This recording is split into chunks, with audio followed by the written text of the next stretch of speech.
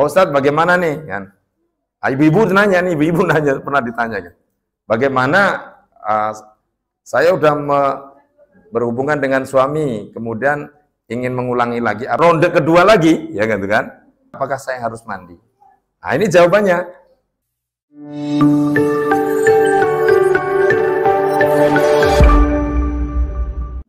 Bismillahirrahmanirrahim. Assalamualaikum warahmatullahi wabarakatuh. Alhamdulillahilladzi an'amana bi ni'matil imani wal islam wa afhamana bi syari'atin nabiyil karim nabiyina Muhammadin sallallahu alaihi wa alihi wasallam. Allahumma salli wa sallim wa barik ala nabiyina al-Mustafa Muhammadin sallallahu alaihi wa alihi wasallam wa ala alihi wa sahbihi wa man tabi'ahum bi ihsanin ila yaumiddin. Qala rabbi shrah li sadri wa yassir li amri wahlul 'uqdatam min lisani yafqahu qawli, amma ba'd. Hadirin Bapak-bapak dan jamaah yang dimuliakan oleh Allah Subhanahu wa taala. Puji syukur alhamdulillah pada malam hari ini, di hari Ahad atau hari Minggu, kita masih diberikan umur panjang oleh Allah Subhanahu wa taala. Mudah-mudahan kita semuanya selalu diberikan kesehatan oleh Allah Subhanahu wa taala. Yang kedua, marilah kita membaca sholawat dan salam atas junjungan Nabi kita Muhammad sallallahu alaihi wa alihi wasallam. Mudah-mudahan kelak kita akan mendapatkan syafaatul uzma, syafaat di yaumil qiyamah. Amin ya rabbal alamin. Marilah kita melanjutkan kajian kitab Bulughul Maram. Ya, kita masih membahas babul ghusli, ya, wa hukmil junubi, yaitu bab mandi dan hukumnya orang junub. Ya. Sekarang kita masuki pada hadis, ya, yang ke berapa itu? Yang ke-6 ya. Yang ke-6 dari bab ini, atau hadis yang 122 ya, di dalam kitab Bulughul Maramnya. Ya. Bismillahirrahmanirrahim. Wa an Abi Sa'id Al-Khudri radhiyallahu anhu. Ya. Diriwayatkan dari Abi Sa'id Al-Khudri radhiyallahu anhu. Ini hadis ini yang meriwayatkan adalah Abi Sa'id Al-Khudri. Anna Rasulullah sallallahu alaihi wasallam, bahwa Rasulullah sallallahu alaihi wasallam qala, bersabda. Ya, Nabi Muhammad sallallahu alaihi wasallam bersabda, ghuslu yaumil jumu'ati wajibun ala kulli muhtalimin. Ya, jadi mandi hari Jumat itu hukumnya wajib bagi setiap orang yang mimpi mengeluarkan sperma. Itu kan. Jadi atau keluar mani, kan itu kan bahasa kitanya seperti itu. Jadi mandi hari Jumat itu hukumnya wajib bagi setiap orang yang mengeluarkan sperma, muhtalimin, tapi mimpi. Muhtalimin itu berarti orang yang mimpi. Loh, kok di sini wajib, kan gitu kan? Karena pada dasarnya mandi hari Jumat itu hukumnya sunnah. Tapi wajib bagi orang yang muhtalim. Ya, jadi wajib bagi orang yang mimpi. Nah, gitu kan. Mimpinya itu mengeluarkan sperma. Berarti wajib dia. Ya. Kalau nggak mimpi tapi berbuat, ya wajib banget. Kan gitu kan? Nah, itu berarti wajib. Jadi kenapa di sini wajibun? Ya, karena ala kulli muhtalimin. Ya, jadi elatnya kenapa ini hukumnya wajib? Karena dia mengeluarkan sperma. Jadi wajibnya karena mengeluarkan sperma tadi. Karena pada dasarnya tadi hukumnya mandi hari Jumat itu hukumnya sunnah. Itu ya. Nanti kalau datanya, kok wajib? Ya wajibnya karena mengeluarkan sperma. Jadi kan gitu. Paham di sini? Paham ya? Saya tanya lagi nih. Pada dasarnya hukum mandi hari Jumat hukumnya sunnah. Ya, sunnah. Kemudian kenapa kok wajib di sini? Karena mengeluarkan sperma. Kan itu ya. Jadi muhtalimin, setiap orang yang bermimpi. Nah, itu ya. Kemudian yang kedua, wa an Samrah, ya. Wa an Samurah ibni Jundab radhiyallahu anhu qala Rasulullah sallallahu alaihi wasallam, man tawaddo'a yaumal jum'ati fabiha wa ni'mat wa man ightasala fal ghuslu afdal. Ya. Barang siapa yang seseorang tawaddo'a, barang siapa yang berwudu yaumal jum'ati pada hari Jumat, fabiha wa ni'mat, kemudian dia melakukannya, ya, melakukan wudu maksudnya, dan dia menikmati wudu tadi. Waman ightasala, dan dia mandi, ya, fal ghusl afdal, dan mandi itu lebih baik daripada wudu maksudnya itu. Ya, barang siapa dia wudu di hari Jumat itu lebih baik, gitu kan. Akan tetapi mandi wudu di hari Jumat itu, dia melakukan wudu di hari Jumat, fabiha wa ni'mat, itu baik, gitu ya. Jadi wudu di hari Jumat itu baik, tapi lebih baik itu mandi. Jadi itu ya, paham nih ya?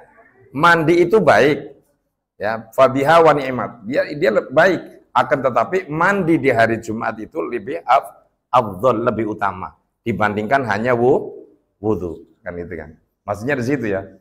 Karena tadi salah satu sunnah daripada Rasulullah SAW bahwa mandi di hari Jumat itu hukumnya sunnah. Bagaimana saya cuma wudu doang? Ya boleh, nggak apa-apa. Akan tetapi mandi sunnah itu lebih baik, kan itu. Oh, saya mau Jumatan itu saya nggak mandi mandinya cuman cuman sebatas leher dan muka saja.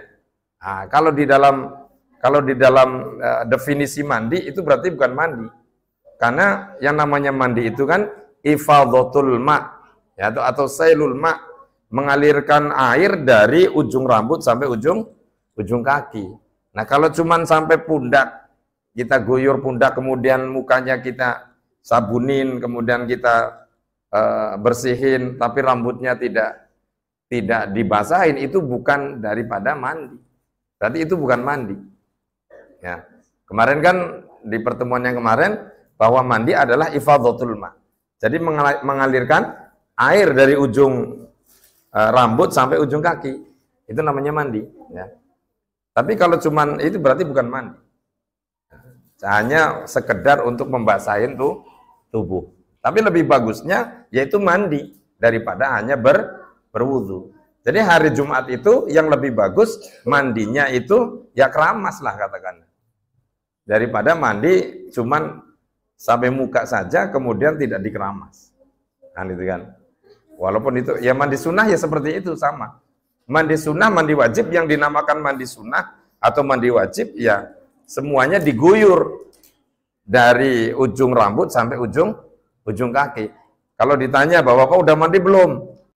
Kalau rambutnya belum basah, itu berarti belum mandi, gitu kan.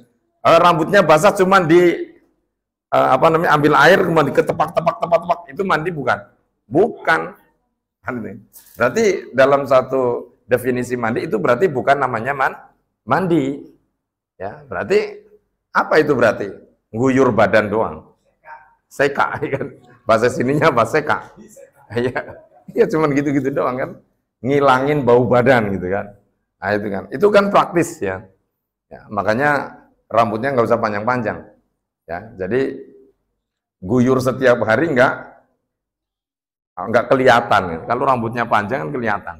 Ya gitu kan ya. Mandi basah ya. Namanya mandi ya basah. Nah, itu kan ya. Jadi di hari Jumat itu mandi itu lebih afdal, lebih utama daripada hanya berwudu saja. Ya. Mau Jumatan misalnya wudu saja itu bagus, yang itu baik, itu bagus yang melakukannya. Tapi lebih afdolnya lagi, mau Jumatan kita mandi dulu. Ada. Entah mandinya pagi atau pas mau Jumatan. Kalau orang dulu itu jam 10 atau jam 9, tengah 10 itu mandi. Ya, orang dulu ini. Tapi orang kita kan karena mungkin kerja, ya kan, nggak mungkin kalau di kantor itu kan mandi itu kan, ya. Nanti dicurigai nih, Pak Fauzi jam 10 mandi nih, dicurigain itu kan.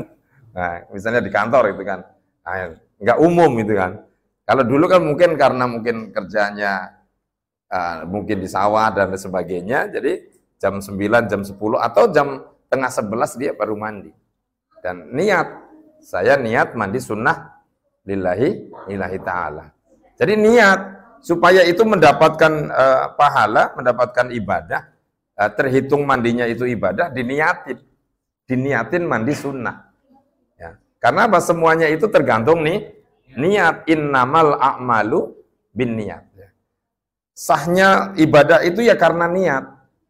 Ya, kita cuma diguyur semuanya, ya semuanya basah semuanya ya. Itu karena kita nggak niat, ya nggak termasuk.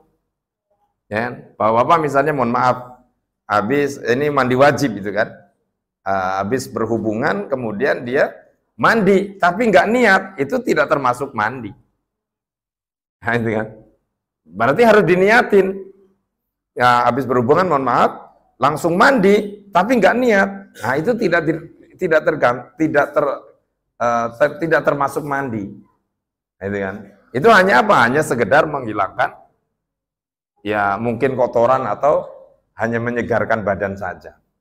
Makanya diniatkan, ya niatnya kan seperti kemarin kan sudah saya sampaikan itu kan. Kalau kita nawaitul husla li raf'il hadasil akbari lil janabati lillahi ta'ala, atau di hati ya. Kemarin saya pertemuan kemarin ya.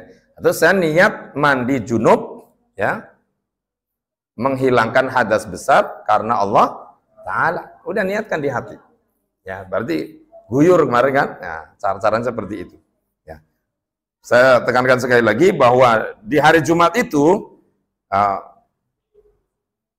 dia melakukan wudhu itu bagus, akan tetapi lebih afdol adalah mandi. Ya, jadi mandi itu lebih afdol daripada berwudhu. Oke. Paham itu ya? Paham? Ya, ibu-ibu paham Bu? Ya. Ibu-ibu sering mandi ya Bu? Oh sering ya, gitu ya. Ini. Kemudian selanjutnya wa'an Ali radhiyallahu anhu qala kana Rasulullah sallallahu alaihi wasallam, ya. Bahwa Rasulullah sallallahu alaihi wasallam yuqri'unal Qur'ana ma lam yakun junuban. Ya. Jadi Rasulullah sallallahu alaihi wasallam membacakan Al-Quran kepada kami, kata Ali, malam yakun junuban, selagi dia tidak dalam keadaan junub. Nah, jadi hadis ini, orang yang junub itu tidak boleh membaca Al-Quran, kan gitu kan. Jadi hadis ini dipahaminya berarti seperti Rasulullah itu selalu membacakan Al-Quran untuk kami, kata Sayyidina Ali, malam yakun junuban. Ya, ketika Nabi Muhammad tidak dalam keadaan junub. Ya. Nah, berarti kalau dalam keadaan junub, maka orang junub ini tidak boleh memegang atau membaca Al-Quran. Nah, ini jadi ini lagi junub ini nggak boleh baca Quran. Nah, ini kan, apalagi megang Quran. Nah, ini ingat-ingat itu. Jadi la yamassuhu ilal mutahharun. Ya, jadi tidak boleh memegang Quran, ya, kecuali orang-orang yang bersuci. Karena sedang junub, maka di sini Rasulullah dalam kondisi junub tidak membaca Al-Quran. Berarti Rasulullah ketika junub tidak membacakan Al-Quran kepada para sahabat, khususnya kepada Sayyidina Ali. Kenapa? Karena Rasulullah yaqra'un Al-Quran malam yakun junuban. Nah, makanya ingat-ingat tuh, Bapak-bapak dan ibu-ibu dalam kondisi junub ini tidak boleh membaca Al-Quran, cukup di hati saja. Nah, itu kan, cukup di hati, kan ya. Apalagi memegang Al-Quran itu nggak boleh, ya. Lagi junub, wah, ada Al-Quran nih gimana nih, ya. Nah, ini. Makanya tidak boleh dimegang aja nggak boleh, apalagi membacanya. Kemudian wa'an Abi Sa'id Al-Khudri radhiyallahu anhu qala Rasulullah sallallahu alaihi wasallam idza ata ahadukum alahu summa arada ay ya'uda falyatawadda bainahuma wudhu'an. Nah ini ya. Barang siapa apabila salah seorang di antara kalian ya bersetubuh dengan istrinya, gitu kan? Kemudian dia ingin mengulangi lagi. Nah, ingin ronde kedua lah. Ya kan? Masih kuat Pak Taufik? Oh insyaallah. Ini. Falyatawadda bainahuma wudhu'an. Maka berwudulah dengan sempurna. Nah, gitu kan? Jadi kalau ingin mengulangi lagi, ya falyatawadda bainahuma wudhu'an. Maka cukup wudhu, nggak usah mandi. Pamin. Ya.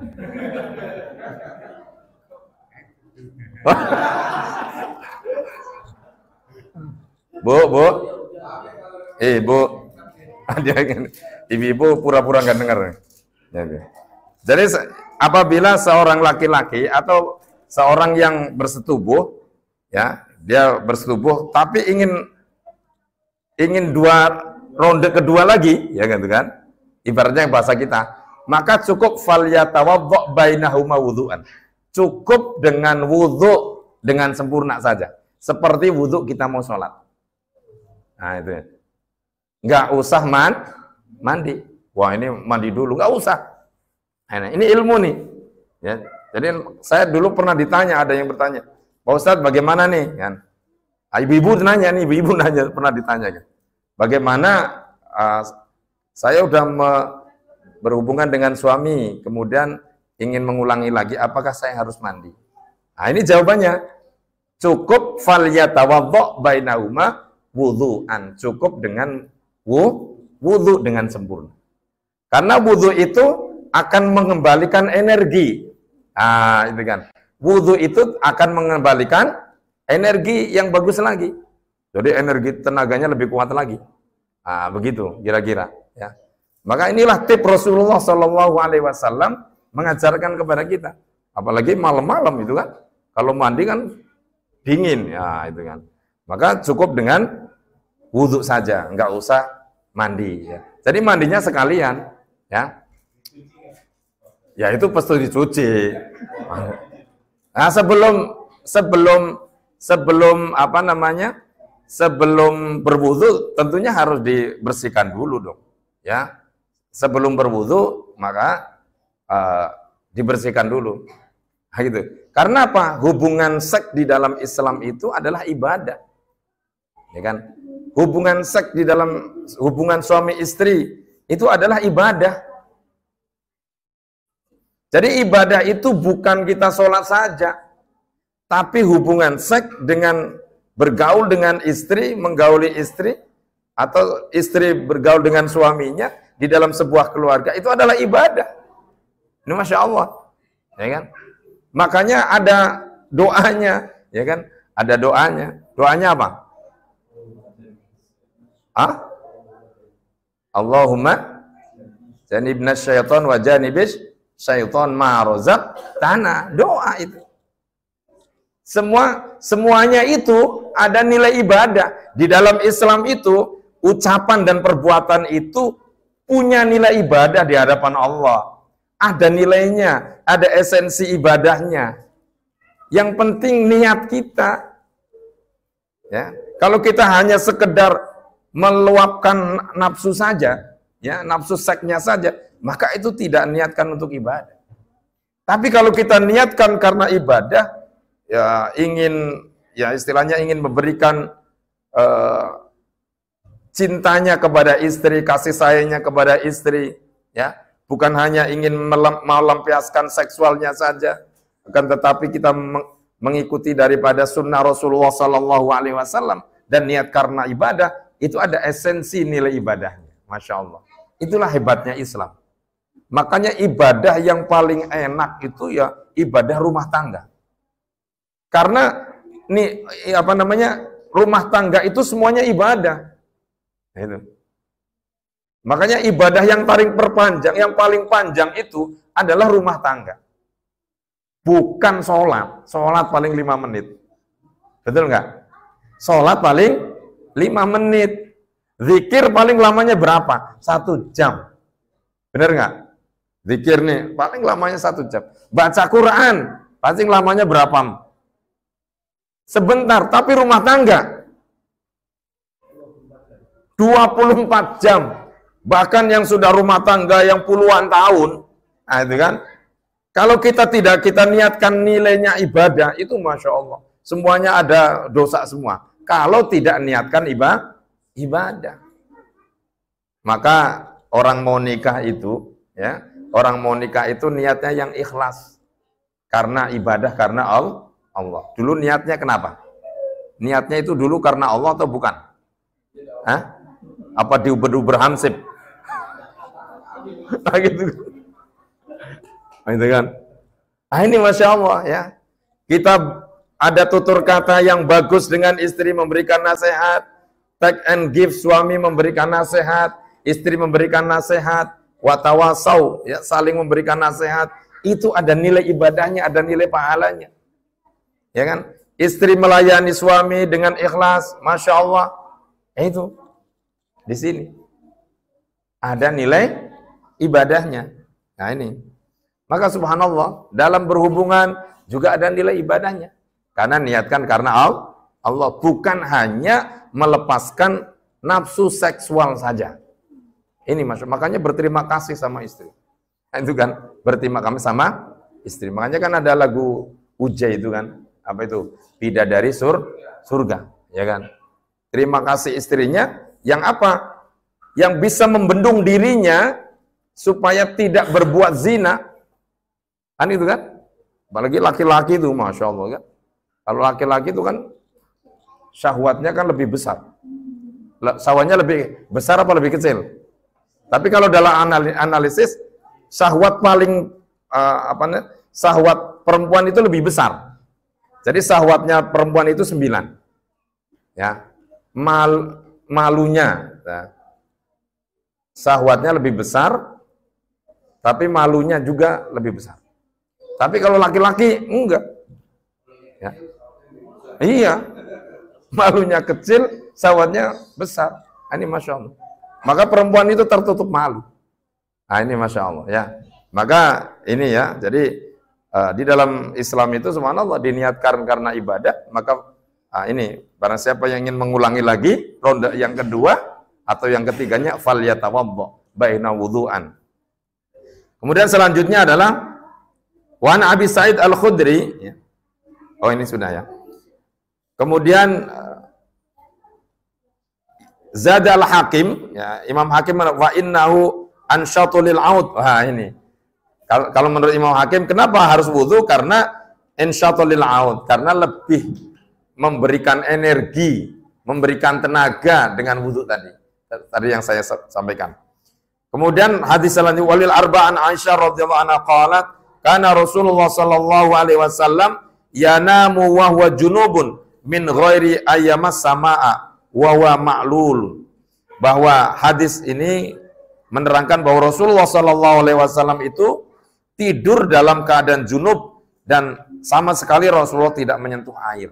Artinya apa? Rasulullah pernah habis berhubungan dengan istrinya langsung tidur, nggak menyentuh air sama sekali.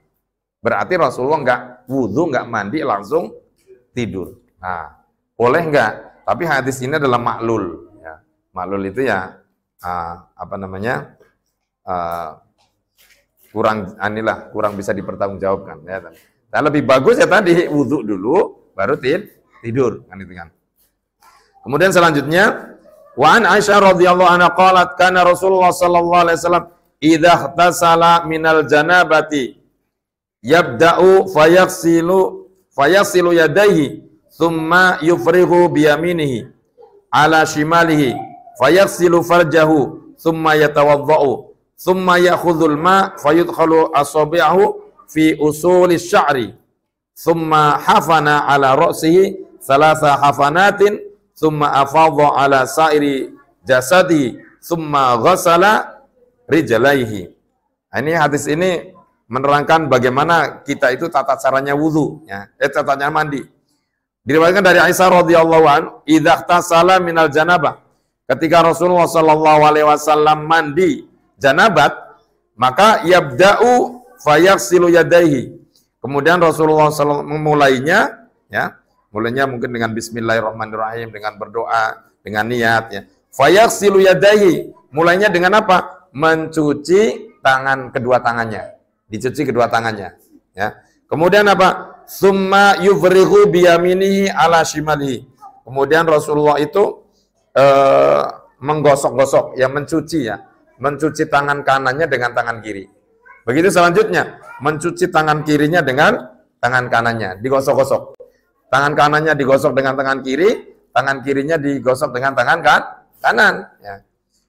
Maksudnya ya, tangan kanan itu kan digosok-gosok, ya, sampai bersih, ya, dibasuh, kemudian dibersihkan.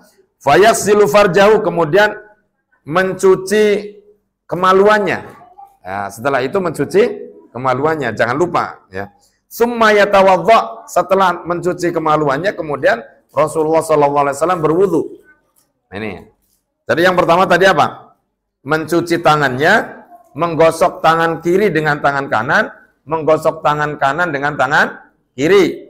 Kemudian Rasulullah SAW mencuci kemaluannya, ya.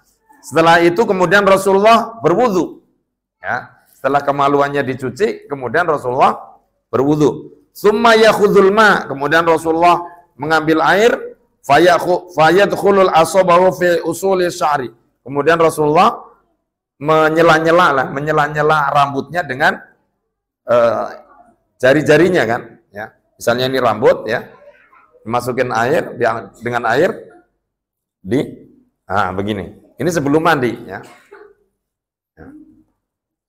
Kalau ada rambutnya, ya. Kalau nggak ada rambutnya, gimana? Ya nggak usah disela-sela. Apa yang mau disela-sela itu kan?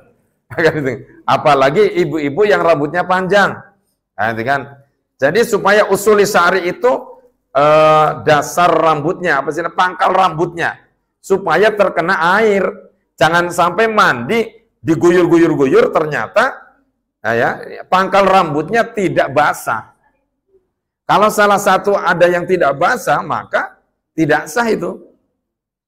Mandinya nggak sah. Nah, itu. Mandinya nggak sah. Makanya sebelum mandi, ya, setelah berwudu, ya, setelah mencuci kemaluannya, kemudian berwudu, kemudian ambil, disela-sela dulu sebelum mandi. Rambutnya disela-sela sampai basah. Ya. Ya, dimungkinkan sudah pangkal rambutnya itu sudah basah, maka apa yang dilakukan Rasulullah? Summa hafana ala rasi thalatha khafanatin. Kemudian Rasulullah itu mengguyurnya lah, ya, mengguyurnya dengan gayung itu tiga kali. Ya. 3 kali. Summa afadhu ala sairi jasad, kemudian mengalirkan airnya kepada seluruh tubuh. Ya.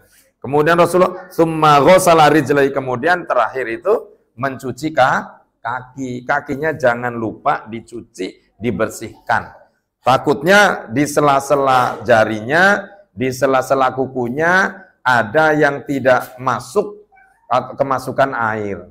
Nah, ini. Makanya perlu, ya, jangan hanya memperhatikan yang di atas saja, tangannya saja, tapi kaki juga perlu. Dan di dalam fikih, apalagi yang kita punya banyak kelipatannya di tubuhnya, banyak kelipatannya kan. Kalau bapak-bapak banyak kelipatannya enggak ini? Ya. Nah, ini kan biasanya kalau kita duduk misalnya kan, kita siram misalnya duduk, berarti kan ada kelipatannya, berarti nggak kena air. Maka berdiri, nah lipatan itu dibasuh. Nah, kemudian mohon maaf katakan selangkangan lah, ya. Nah, itu juga perlu. Jadi semua anggota tubuh kita itu harus terkena air ketika kita mandi janabat. Ya. Tidak boleh ada satupun yang ketinggalan. Kalau ketinggalan maka nih kalau kita sudah nggak istihad, yang nggak berhati-hati, asal mandi saja, gitu kan, maka ghuslunya, mandinya nggak sah. Ini. Kalau mandinya nggak sah, toharonya nggak sah, ya sholatnya nggak sah. Nah, ini akan berdampak pada semuanya. Nah, ini ya. Paham sampai sini? Paham? Paham ya? Sudah paham ya? Tentang mandi ya? Kemarin begitu nggak kira-kira? Sebelum ngaji nih? Mungkin alhamdulillah. Kalau sudah ya alhamdulillah. Kalau belum ya dilakukan. Ya. Kalau yang sudah ya dimantapkan lagi mandinya. Ya kan? Biar praktek. Ya, nanti malam praktek. Mandi. Besok pagi mandi praktek. Kan gitu kan? Nah, nanti ngomong sama istrinya, Bu, saya besok pagi mau praktek mandi junub. Kan itu kan? Mau apa? Ngamalin ngaji yang semalam. Kan gitu kan? Ngamalin ngaji yang semalam. Nah, ini ya. Kemudian selanjutnya, walahuma min hadisin Maimunah. Dua hadis yang di atas itu, yaitu yang meriwayatkan dari Maimunah. Maimunah itu adalah salah satu daripada istri Nabi Muhammad SAW. Summa afrawa ala farjihi wa ghasalahu bishimalihi summa dharaba bihal ardu. Kemudian Rasulullah SAW menggosok-gosokkan atau mencuci kemaluannya ya, kemudian dengan tangan kiri. Jadi dengan tangan kiri. Jadi tetap kalau kita mencuci kemaluan itu dengan tangan kiri seperti yang adab qadhul hajat kemarin, tidak dengan tangan kanan. Setelah itu Rasulullah itu memukulkan atau menempelkan tangannya ke bumi. Nah, itu. Jadi itulah yang dilakukan oleh Rasulullah Shallallahu Alaihi Wasallam, atau dengan membersihkannya dengan debu lah, katakanlah seperti itu. Atau hanya ditempelkan saja. Tapi di sini kan nggak mungkin ya, karena kolam kita itu kan tembok semua, itu kan ya, nggak mungkin. Mungkin di lantainya, seperti itulah. Nah, itu yang dilakukan oleh Rasulullah Shallallahu Alaihi Wasallam. Kemudian hadis selanjutnya, wa an Ummi Salamah radhiyallahu anhu qalat, qultu ya Rasulullah, inni imra'atun asyaddu sa'ra ra'si. Ini Ummi Salamah tanya sama Rasul, ya Rasul, saya itu perempuan yang rambutnya itu tebel. Nah, itu kan. Kemudian apa itu? Ini kurang jelas. Afa angkudhu ya. Apa itu? Li ghuslil janabah. Apakah saya itu perlu, ya kan? Apakah perlu rambut saya itu diudarin gitu kan? Saya itu perempuan yang rambutnya tebal dan setiap hari rambut saya ikat, kan gitu kata Ummu Salamah. Apa perlu rambut saya itu kalau lagi janabat, kalau lagi mandi janabat itu dilepas, diudarin? Apa kata Rasul? Dalam satu wal haidhah, dalam satu hadis itu lagi dalam keadaan haid. Qala la, kata Rasulullah, enggak usah. Kata Rasulullah enggak. Innama bikafiyati ay, apa ini saya enggak kejelasan. Antahtiya. Antahsi ya. Innama yakfiyaka antahsi ala ra'sika salasa hasayat ya. Ini tulisannya udah berabur ini. Jadi kata Rasul cukup dengan di gini-gini saja lah ya, di apa sih namanya? Iya, seperti itulah. Cukup nggak usah, maksudnya rambut yang tebal yang diikat itu nggak usah dilepas. Cukup ambil air kemudian gini 3 kali. Nah, ya. Di apa sih namanya? Seperti dipijit-pijit lah, seperti itu ya. Jadi supaya air masuk ke dalam usul sya'ri ya, ke dalam dasar daripada rambutnya. Itu yang dilakukan oleh Ummi Salamah ketika tanya sama Rasul Shallallahu Alaihi Wasallam. Ini bagi perempuan ya, perempuan yang rambutnya panjang, yang tebal, ketika mandi janabat atau mandi wajib, misalnya nggak usah dilepas, nggak apa-apa. Gitu ya. Kalau dilepas boleh nggak? Ya boleh-boleh saja, lebih bagus untuk berhati-hati supaya rambutnya itu basah sempurna. Ya, daripada misalnya masih ragu-ragu, misalnya rambutnya takutnya ada salah satu rambut yang tidak terbasahi oleh air ketika mandi janabat atau mandi sebab haid dan sebagainya. Nah ini ya, kalau laki-laki nggak usah dilepas karena memang rambutnya pendek seperti itu ya. Kemudian hadis selanjutnya ya. Wa an Aisyah radhiyallahu anha qalat qala Rasulullah sallallahu alaihi wasallam inni la akhullul masjida al-haid wala junubin. Jadi ini ya, la ukhillul masjida al-haid wala junub. Kata Rasul ya, saya tidak menghalalkan masjid bagi orang yang haid dan orang yang junub. Nah, artinya apa? Orang yang sedang haid dan junub ini tidak boleh masuk ke masjid. Nah itu ya. Jadi orang yang lagi junub ya, orang lagi haid, perempuan yang lagi haid itu dianjurkan tidak masuk ke masjid. Nah, itu kan. Bagi orang yang junub juga tidak dianjurkan masuk ke masjid atau musola. Nah, ini kan. Tapi ada beberapa pendapat, gitu kan. Ada beberapa dalam fikih itu, kenapa sih orang yang haid itu tidak boleh masuk ke masjid? Itu karena takut darahnya itu akan mengotori atau netes ke masjid. Nah, jadi takutnya ayulawitha. Jadi ayulawitha itu darah haidnya itu jatuh kemudian mengotori masjid atau musola. Maka tidak dianjurkan bagi orang yang haid itu masuk ke masjid. Nah sekarang pertanyaannya, sekarang itu zaman teknologi itu kan. Apabila elatnya ayulawitha, takutnya mengotori masjid, sekarang kan sudah ada apa itu namanya? Pembalut gitu kan ya. Dan dimungkinkan tidak bocor lah, tidak bocor, maka ada yang berpendapat diperbolehkan. Ya, dibolehkan bagi orang yang haid ketika dia mampu menjaga darah haidnya itu dimungkinkan tidak terjatuh atau tidak mengotori masjid atau musola, maka diperbolehkan untuk masuk ke masjid atau musola untuk kepentingan taklim. Kan gitu ya. Tapi kalau ditakutkan, oh saya berhati-hati nggak usah masuk ke masjid lah. Ya nggak apa-apa. Itu lebih bagus. Kan itu kan? Itu aja berbagai pendapat fikih. Ya.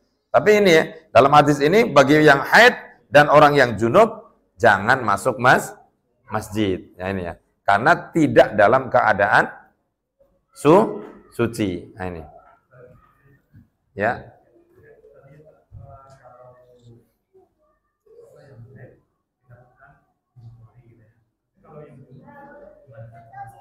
Karena orang yang junub itu kan dalam keadaan hadas besar. Hadas besar ya. Hadas besar itu maka tidak dianjurkan karena tidak dalam keadaan suci. Maka masuk masjid itu dianjurkan dalam keadaan suci. Jadi dianjurkan orang masuk masjid, musola itu ya dalam keadaan suci. Tidak dalam keadaan berhadas. Ya.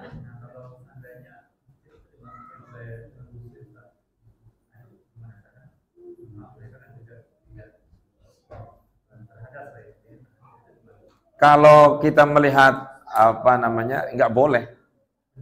Iya, nggak boleh karena mereka kan mungkin, mohon maaf, notabene-nya mungkin tidak berwudu dan tidak janabat, kan gitu kan? Maka tidak dianjurkan, ya tidak dianjurkan untuk masuk ke masjid atau ke musola.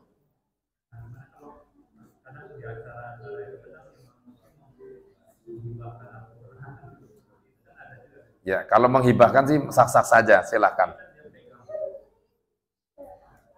Sebaiknya tidak boleh kan, karena tidak mengerti gitu kan.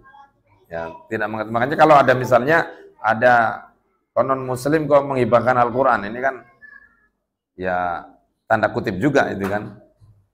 Untuk apa mereka itu menghibahkan Al-Quran gitu kan. Nah, itu kan. Iya. Ya janganlah. Jangan gitu kan. Jadi orang non muslim menghibahkan Al-Quran buat apa? Manfaatnya gitu. Mending baik diminta duitnya saja. Kan gitu kan. Iya.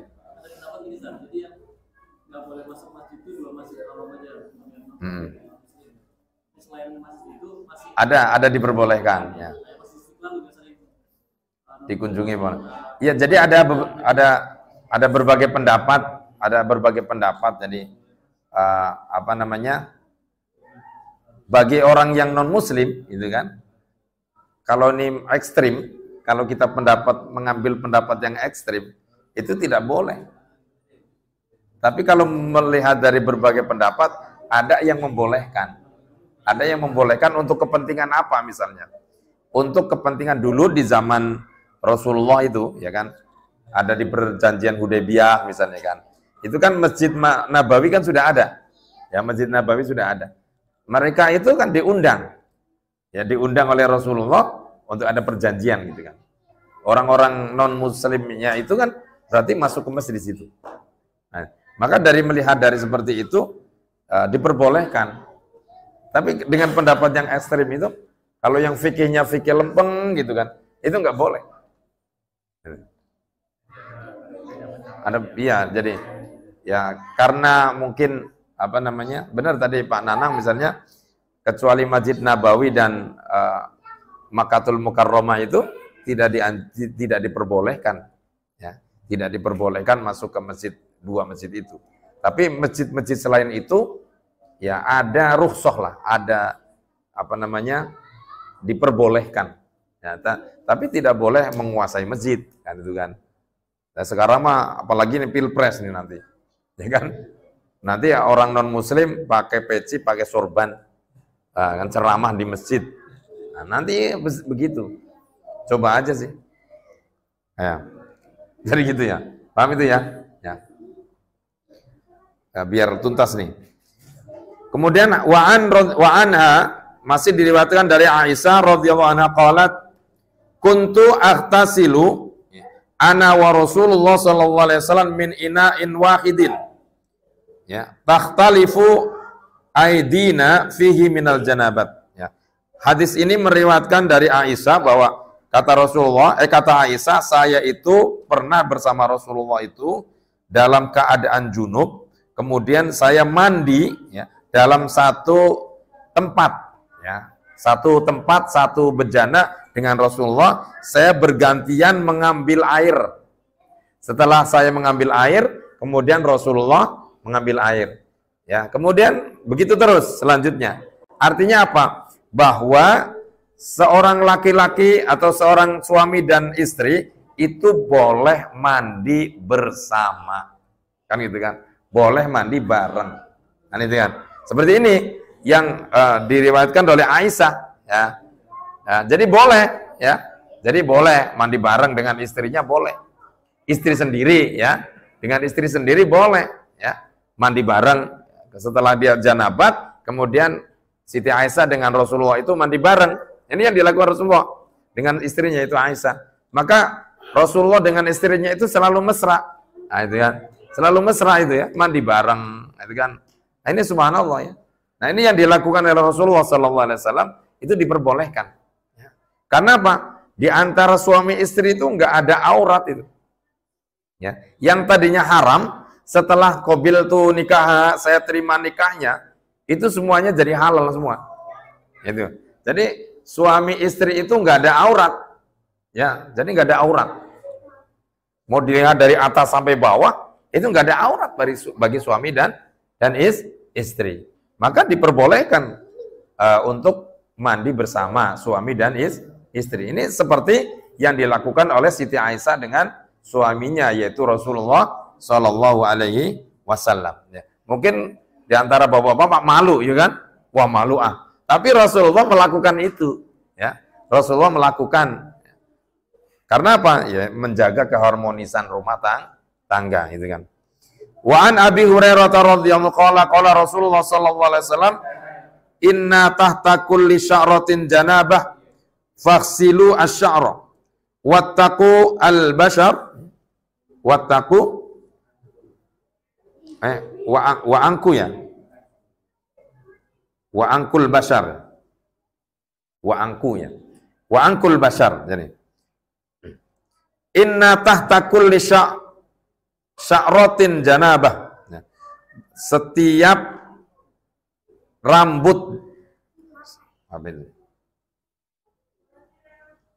inna tahta kulli sya'ratin janabatan faghsilu sya'ra. Setiap rambut yang junub ya, maksudnya setiap rambut yang setiap rambutnya orang junub lah katakanlah, maka faghsilu sya'ra. Jadi orang junub itu maka rambutnya harus dibasuh semuanya. Wa anku al-bashar, dan bersihkanlah semua kulitnya. Jadi artinya apa di sini? Setiap rambut itu harus dibasuh secara rapi, secara bagus, secara sempurna, gitu kan. Jadi tidak boleh setiap rambut itu tidak boleh ada satupun rambut, satu helai rambut pun yang ketinggalan dari mandi janabat. Maka harus terkena air ketika kita mandi janabat. Wa angkul bashar, kemudian bersihkanlah kulit, ya kulitnya juga harus dibersihkan. Tidak boleh satu atau satu tempat kemudian dia tidak dibersihkan ketika janabat. Ya. Maka di sini kewajiban kita untuk membersihkan ketika kita mandi janabat. Nah, artinya apa? Kesimpulannya bahwa di hadis ini ketika kita mandi janabat, maka seluruh rambut, semua tubuh, semua anggota tubuh, kulit dan semuanya ini harus terbasuh keseluruhannya. Tidak boleh ada satu kulit atau rambut yang tidak terbasuh, yang tidak dibersihkan kalau kita mandi janabat. Nah, ini. Makanya tadi, kalau kita ada satu yang ketinggalan dari mandi janabat, maka mandi janabat kita tidak sah. Itu ya. Maka kalau mandi janabat tidak sah, berarti berdampak pada toharoh kita. Toharoh kita tidak sah. Kebersihan kita tidak sah. Maka hadirin jamaah rahimakumullah, ini beberapa hadis yang menerangkan tentang janabat. Mudah-mudahan bisa kita gali lebih dalam lagi, ya. Kita pelajari lebih bagus lagi, sehingga kita bisa mandi janabat atau kita toharoh dengan sempurna. Dengan toharoh yang sempurna akan mengantarkan seseorang itu pada ibadah yang sempurna. Ya, wudhu yang sempurna, mandi yang sempurna. Kemarin cara bersih dari qadhi hajat dengan sempurna. Insya Allah, mudah-mudahan semua ibadahnya ini diterima oleh Allah Subhanahu wa Ta'ala. Karena semua itu diawali dari bagaimana kita itu bersuci secara benar atau tidak. Kalau bersucinya tidak benar, maka akan berdampak pada sholat kita. Maka sholat kita tidak akan sah. Kenapa? Karena secara otomatis toharoh kita tidak diterima oleh Allah Subhanahu wa Ta'ala. Mungkin itu saja ya bab tentang mandi dan hukumnya orang junub ini selesai ya. Sebelum saya tutup, apa ada pertanyaan? Sudah paham semua? Iya. Harus wudu juga kan gitu. Maksudnya itu kalau cuman wudu saja itu ya baik, tapi lebih utamanya mandi kan gitu. Iya. Iya, kalau sudah mandi kalau mau Jumatan ya wudu juga. Nah itu ya. Jadi tetap ya mandi iya, ya wudu iya. Jadi gitu ya. Jadi kalau cuman wudu doang, ya saya nggak mandi, ya nggak apa-apa. Tapi lebih utamanya, yo mandi, setelah mandi, yo wudhu, kan gitu. Seperti itulah. Baik, mungkin itu saja. Gak ada pertanyaan kan? Gak ada ya. Ingat, pokoknya mau 2 kali, 3 kali, 5 kali, gak usah mandi. Tapi cukup dengan wudhu. Kan gitu kan? Jadi itu ya, kesimpulannya itu. Kesimpulannya diambil oleh Pak Amin. Nah, itu ya. Jadi gitu ya. Ya Pak Amin ya. Mungkin ada niatan nih Pak Amin ini. Iya, benar-benar. Jadi ya pokoknya malam ini praktekkan nih ilmu ini. Ya pokoknya praktekkan malam ini. Kan gitu ya. Ya. Baik, itu saja karena sudah Isya ya. Marilah kita tutup ta'lim pada malam hari ini dengan pembacaan doa kafaratul majlis. Bismillahirrahmanirrahim. Subhanakallahumma bihamdika asyhadu an la ilaha illa anta astaghfiruka wa atubu ilaik. Assalamualaikum warahmatullahi wabarakatuh.